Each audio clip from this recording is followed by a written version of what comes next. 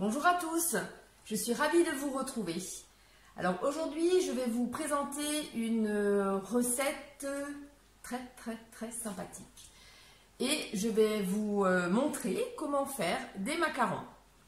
Voilà, donc vous aurez besoin pour les macarons de sucre glace, d'amandes, de poudre d'amandes blanches. Prenez bien de la blanche parce que sinon vos macarons auront la couleur de la peau de l'amande. Il faudra du sucre fin, du colorant pour colorer donc les coques de macarons et un petit peu d'eau pour faire le sirop. Il vous faudra aussi des blancs d'œufs. Alors pour les blancs, il faut impérativement qu'ils soient séparés des jaunes. Minimum 24 heures, voire 48 heures. Vous prenez vos œufs, vous cassez, vous mettez les blancs dans un récipient et vous les laissez à température ambiante. Ne les remettez pas au frigo.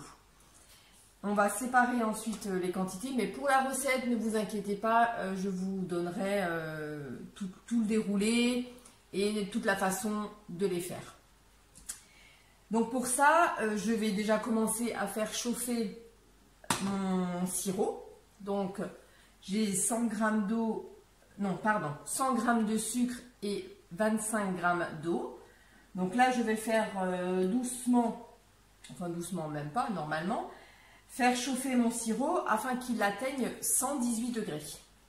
Donc il vous faut effectivement un thermomètre. Vous voyez, moi dans ma casserole, j'y mets un thermomètre et je le laisse dedans. J'ai déjà préalablement mixé la poudre d'amande et le sucre glace afin d'obtenir une poudre très fine. Voilà, je passe un petit peu au fouet pour qu'il n'y ait pas de grumeaux. Je vais y rajouter 40 g de blanc d'œuf dans mes préparations de poudre. Voilà, je vais bien mélanger. Vous voyez, afin d'obtenir une pâte assez compacte. Voilà. Alors, je vais enlever parce qu'il est en train d'arriver au 118. Pour l'instant, je vais attendre.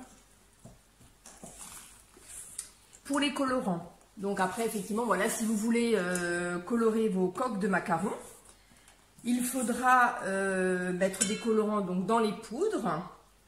Vous avez ces petits pots et il faut surtout mettre du colorant en poudre et non du colorant liquide que vous pouvez éventuellement effectivement trouver dans les grandes surfaces.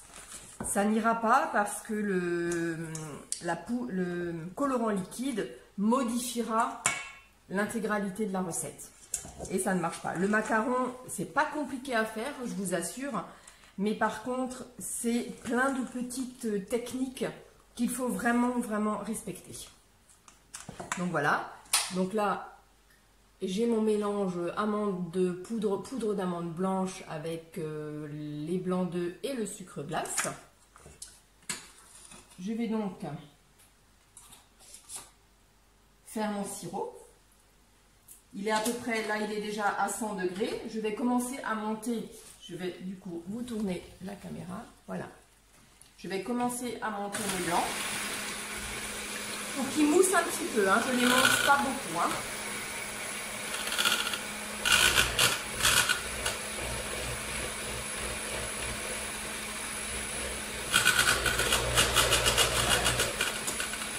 Mon sirop est à 118. J'augmente la vitesse. Et je verse en petits filets.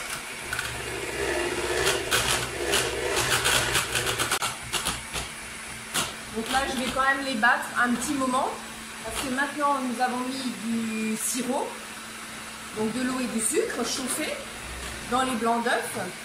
C'est ce qui a servi du coup à les cuire. Et c'est ce qu'on appelle une meringue à l'italienne. Maintenant, je vais encore la battre afin qu'elle refroidisse un petit peu. Voilà. Donc là, vous voyez. Donc, je ne sais pas, enfin, si vous devez bien voir sur les batteurs, la forme de la meringue. En fait, quand vous sortez votre meringue, et les petites pointes, on appelle ça un bec, et votre meringue doit faire un bec.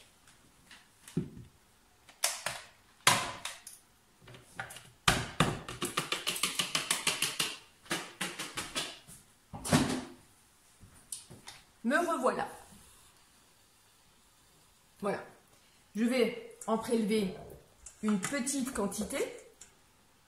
Ne mettez pas tout d'un coup. On en prend d'abord juste un petit peu pour détendre le mélange de l'amande, du sucre glace et du blanc d'œuf.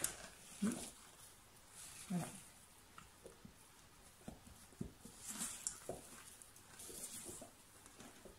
Donc, il faut un petit peu de force dans les bras. Donc on racle bien les bords, on tourne dans son bol pour ramener vers dedans. On tourne et je ramène. Voilà. Je vais maintenant rajouter le reste.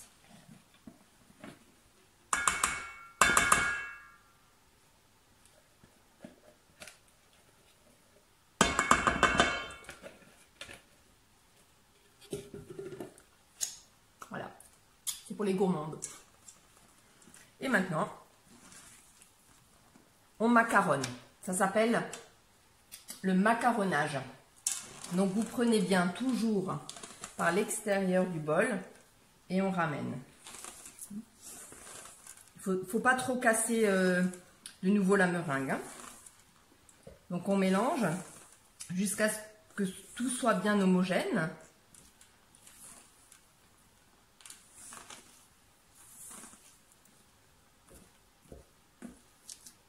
Je vais racler dans le fond.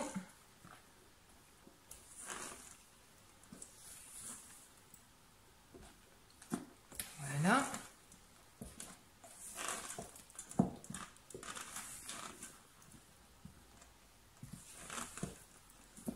Alors là, je vous ai fait une technique donc manuelle, mais vous pouvez tout aussi bien les faire avec les robots. J'ai également une recette pour les faire au high cooking. Celles qui ont un Thermomix, ça va tout aussi bien. Voilà.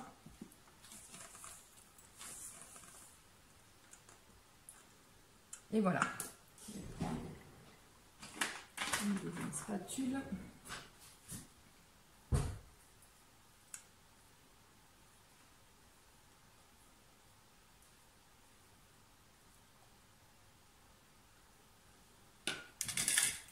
Voilà. Donc, ça donne ceci. Je vais mettre maintenant tout ceci dans une poche à douille. Je vais vous montrer la technique de la poche à douille. Voilà. Vous avez votre poche. Je vais vous la montrer comme ça, vous la verrez certainement mieux. Vous avez votre poche, la douille qui est à l'intérieur. Je tourne le bout de la poche vers la douille et j'enfonce une partie à l'intérieur. Ça donne ceci et ça évite que votre préparation ne coule.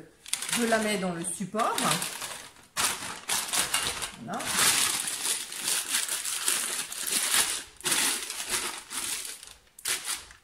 Voilà. Et donc je verse ma préparation.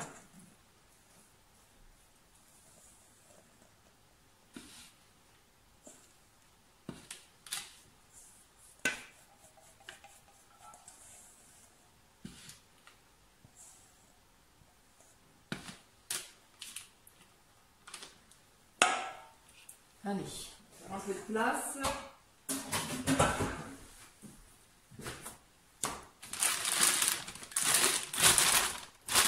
Voilà. Je vais juste mettre ça de côté. Et nous allons prendre les toiles. Donc, pour la toile, je prends une toile à macarons. Donc si vous n'en avez qu'une, du coup, vous posez celle-ci sur la grille, une toile de cuisson simple, qui est donc transparente, vous la mettez dessus, et à la transparence, vous voyez les cercles pour faire les macarons, comme ça vous pourrez utiliser 2 toiles. Voilà. Je récupère ma meringue. Je m'aide d'un racloir pour pousser la préparation vers devant. Voilà. Comme ça, il n'y a pas de gâchis. On n'en laisse pas la moitié dans la poche. Hein. Ce serait bien dommage, vraiment. Voilà. Je prends donc ma poche. Je tourne pour avoir une bonne prise en main. Hop là, ça tourne. J'ai appuyé un petit peu fort. Voilà.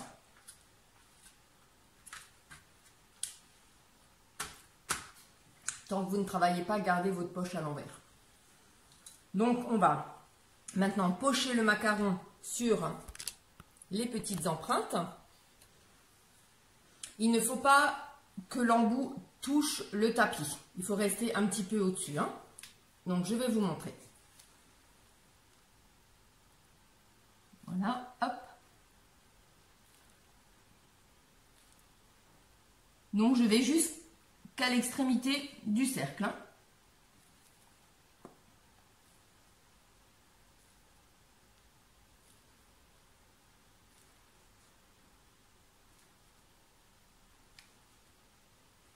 Voilà. Sur le tapis macaron, il y a 24 empreintes. Ce qui vous fait sur une toile 12 macarons finis.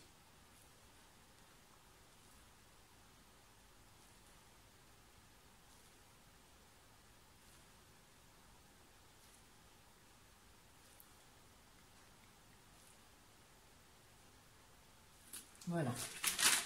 Je vais continuer. Je prends ma plaque.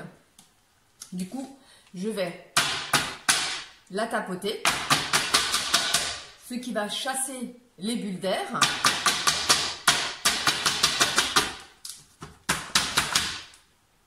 Voilà. On peut même, moi en général, mon mari n'est pas là alors je peux le faire. Je la lâche sur le plan de travail.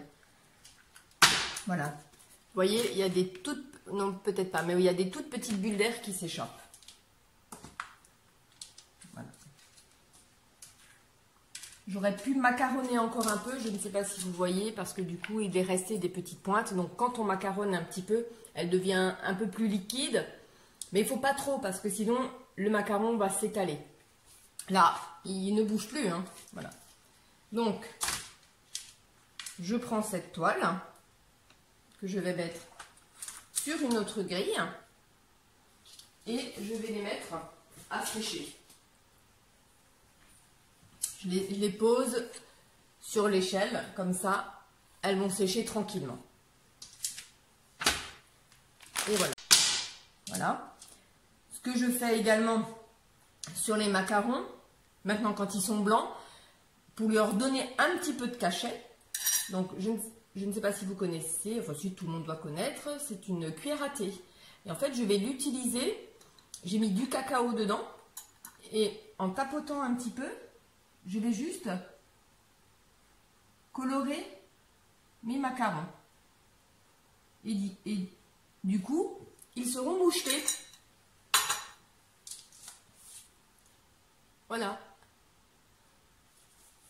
Donc là, ils vont sécher une bonne demi-heure. Moi, je les laisse, je dis même 3/4 d'heure. Il faut que si vous prenez le bout du doigt et que vous touchez le macaron, qu'il n'y ait pas d'empreinte et en tout cas que ça ne vous reste pas collé au doigt. Le macaron est très fragile et très capricieux. Donc quand vous faites des macarons, là vous voyez, j'ai fait toutes mes préparations, j'ai débarrassé ma vaisselle dans l'évier. mais je ne vais pas la faire. Le macaron ne supporte pas l'humidité. Donc vous pouvez faire votre vaisselle bien sûr, mais mettez-les alors à ce moment-là beaucoup plus loin, dans une salle à manger ou voire même dans une autre pièce. Ça c'est donc déjà une chose primordiale pour le macaron. Pour la cuisson c'est à 150 degrés chaleur tournante. Je vais vous montrer parce que j'utilise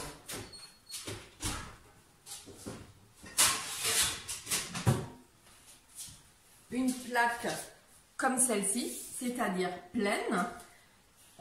Quand je mets mon four à chauffer, je vais la mettre dedans. La plaque va gentiment prendre de la température.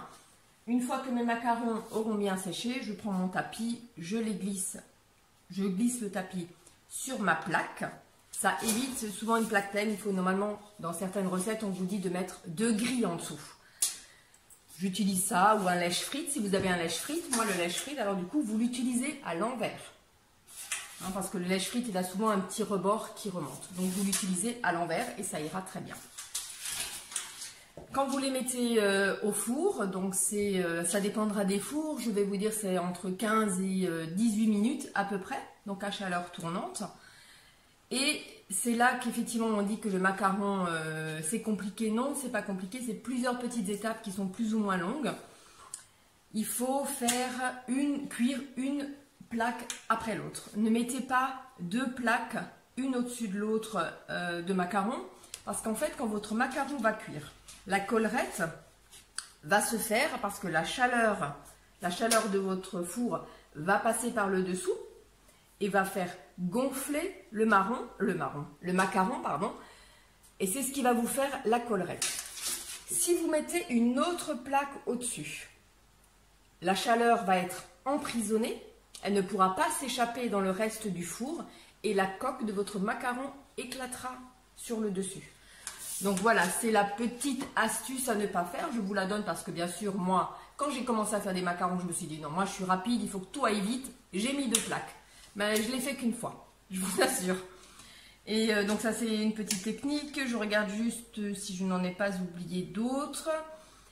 Pour la poudre, donc les colorants, je vous l'ai dit, hein, des colorants en poudre, pas de liquide. Si vous avez une fois envie d'aromatiser en fait les coques, ça va être Noël et puis peut-être que vous avez envie de faire des macarons avec une coque, un petit goût pain d'épices, avec de l'épice à pain d'épices et mettre du foie gras en ganache, il n'y a pas de problème. Vous mettez à peu près, on va dire, entre 10 et 20 grammes d'épices à pain d'épices, ça dépend les goûts, hein. Mais il va falloir enlever la moitié de chaque quantité de sucre et de poudre d'amande. Il faut que vous ayez toujours un temps pour temps, autant de sucre glace, autant de poudre d'amande. Donc si vous mettez 20 g d'épices à pain d'épices, vous enlèverez 10 g de poudre d'amande et 10 g de sucre glace que vous aurez remplacé par les 20 g de l'épice à pain d'épices. Il faut toujours avoir les mêmes quantités. Du coup, voilà, ça va vous donner une petite coque légèrement saveur pain d'épices. Vous pourrez faire une ganache au foie gras, donc du foie gras que vous détendez avec un peu de mascarpone. Vous mettez en arrondi sur votre macaron, vous laissez un petit trou au milieu et vous mettez un petit peu de confit de figue et vous verrez, vous allez faire fureur. Voilà, ben écoutez, j'espère que cette recette vous a plu. Je suis bien sûr à votre disposition si vous avez besoin de renseignements techniques plus précis. Et en attendant une autre recette, je vous dis à bientôt et bonne soirée!